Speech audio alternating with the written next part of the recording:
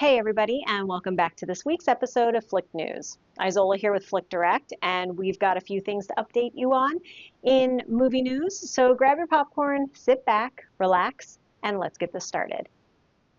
First up, Ralph Fiennes is back to his villainous ways. Lionsgate has announced that he will be playing President Snow in the newest Hunger Games movie, Sunrise on the Reaping. So again, just to recap, that is the prequel to Katniss and everything that happened to her and all of those districts. I think about 24 years before.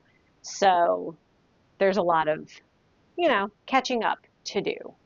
Now, obviously, Fiennes is no stranger to villainy, hence, why I mentioned it. I mean, come on, Voldemort.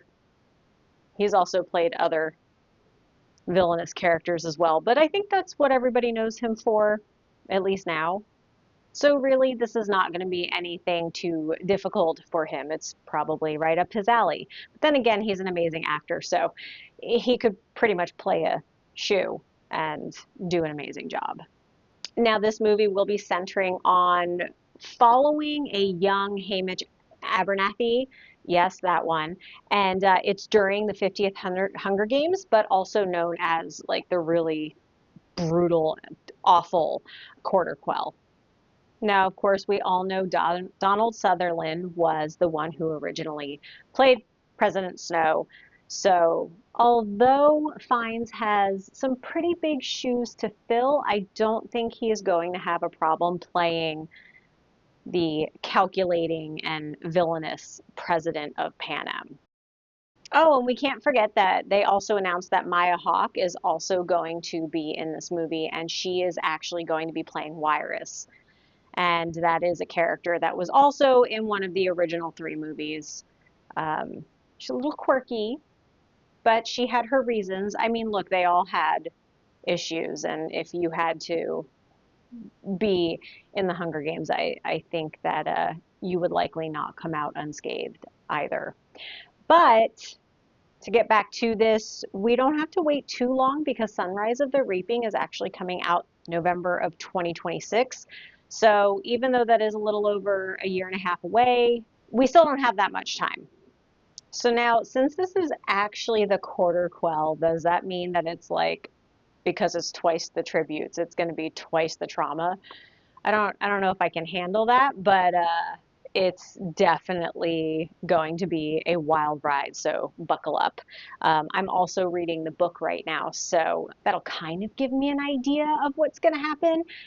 But movies and books tend to be very different, so I'm not expecting it to be 100% what I read, but I am very curious to see what happens.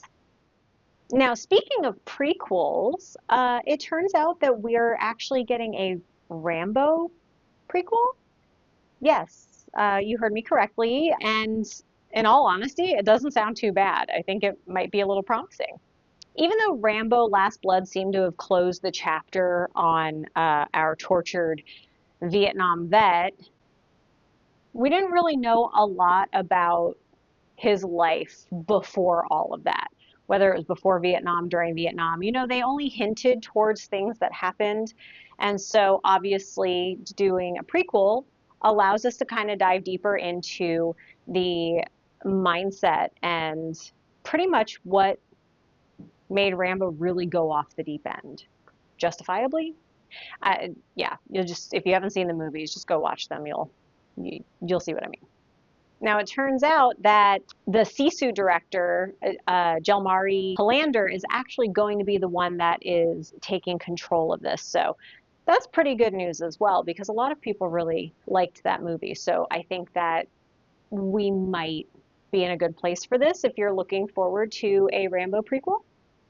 So it turns out the company that did like The Expendables, Hitman's Bodyguard, movies like that is actually going to be shopping this around at Cannes.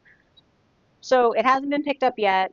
Nothing's in the works. The plot is still under wraps, but I kind of think that this would be a fun movie, even though it's been so long since those movies came out. They still are watchable. I mean, sometimes 80s movies, you kind of have to take it with a grain of salt. Things changed over the years, but I still think, as gruesome as they are, just because they're very violent and pew pew bloody bloody, that it's, yeah, it can be a lot. But again, things were different. You could get away with also other things in the 80s that you couldn't get away with today. Some I'm fine with, others I'm not. The big question for me is who is going to play Rambo? Yeah, I mean, there's so many different ways that this can go, but I kind of feel like you want to go with almost an unknown versus someone big because, yeah, I don't know. But look, again, everything's under wraps and no one's even picked this up yet. There's been no studios connected to it. So I think we'll just have to wait and see. But if I hear anything, I will definitely let you guys know. I'm assuming we should hear something pretty soon.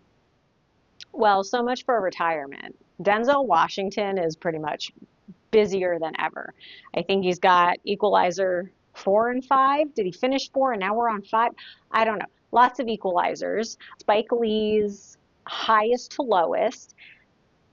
And now he's doing another movie, and I'm just like, does this man ever stop? No, apparently not. He just needs to keep busy, busy, busy, which I guess that's how I would want to be because I tend to get bored doing nothing. So, okay, I get it. You know, hard to retire when you really love what you're doing. But to add to his list, he's now starring with Robert Pattinson and Daisy Edgar-Jones in a heist movie.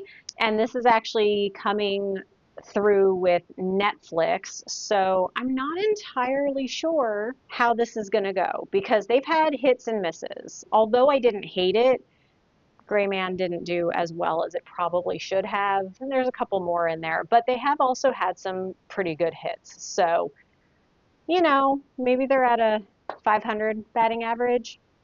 Should be okay. I don't know. We'll just have to wait and see. But I think just the cast alone, this could be a really fun movie. And I like the heist movies, like Italian Job and stuff like that. Like even if they're not great, they're still fun to watch, right? Now You See Me, Now You Don't. I don't remember how many. There's a bunch of those too. So I think it maybe started with Now You See Me. Doesn't matter. But anyway, they are a lot of fun.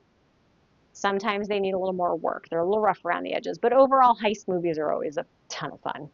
So from what I'm hearing, this is about a bank guard, a master thief, a bank teller, and they're just tangled in this deadly web of double crosses and cons and who do you trust? I mean, you shouldn't trust anybody if that's you know, your game, but only time will tell where this is all going and who's crossing and double crossing whom. It's going to be a wild ride for sure. Don't know who's playing who, but Simon Kinberg, who did a script for X-Men and I think is also Star Wars, will actually be working on this. So I think we're going to be okay. I think it could be a fun movie. I really hope so because I like fun movies. So long as the plot is pretty good and the acting works and there's chemistry, then I'll watch a movie and enjoy it. Remember, low expectations, because you can't be that disappointed unless if it's just utter rubbish. Now, again, we're very limited on the information that we have right now, but once I hear more, I will definitely give you guys the scoop. And finally, we got another Superman trailer. I gotta say, both Marvel and DC are making major moves this summer. Obviously, we have Fantastic Four for Marvel, and then Superman, James Gunn's Superman for DC. So there's going to be some competition, for what some might. Even if they're not coming out on the same exact day. This summer is going to be today. The Secretary of Defense said he was going to look into your actions. Packed with people at the movies. Now, with this new trailer, we actually get a little more in depth with the classic Superman. And, we also get some new sights, like more up close and personal shots of Crypto. I mean, he's so adorable. I just love this puppy so much. I can't wait. And then we also get this scene where Lois is interviewing Superman Clark. I don't know. I mean, he didn't have his glasses on, so I think that just gives it away. But obviously, with the way he's talking, you know who it is. Ready? Let's I do don't it, know how I Cronkite. feel about it. I kind of feel like Superman. it was Miss too Lane. defensive, and that if we think about how Superman has been in the past, and maybe that's why it was this way, because he's young and naive and thinking he's doing better, you know, the greater good kind of mentality, saving all humanity, whatever. Maybe that's why it went that way, but I just did not like that interview. There's just something that rubbed me the wrong way about it. So that kind of concerns me. But He's the an rest it. of the trailer, Somehow become the focal point of the entire world's conversation. I am really having high hopes for this Lex Luthor because we haven't really had a good one in a long time. So yeah, I'm really hoping that this does well. DC needs a win in the live action movies. I mean, like a real win, not like oh yeah, that was a fun movie. Yeah, I could watch it again.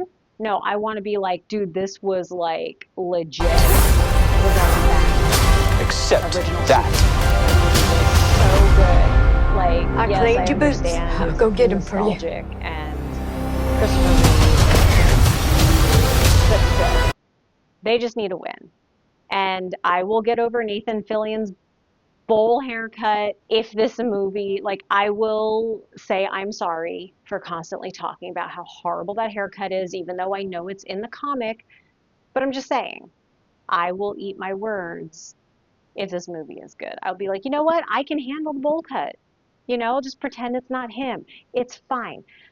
But I'm really wanting this to be a good movie. So I probably won't watch any more trailers, especially because this one comes out July 11th. So maybe they won't have any more trailers. I really hope they don't. I mean, they've been doing pretty good with kind of keeping what's not pretty much the whole plot in the trailer. But there's just a lot of cool looking tech, different superheroes, like all of these things, and it kind of seems to fit in the trailer. So I'm really hoping that this movie does well. So again, July 11th, stay tuned for more details.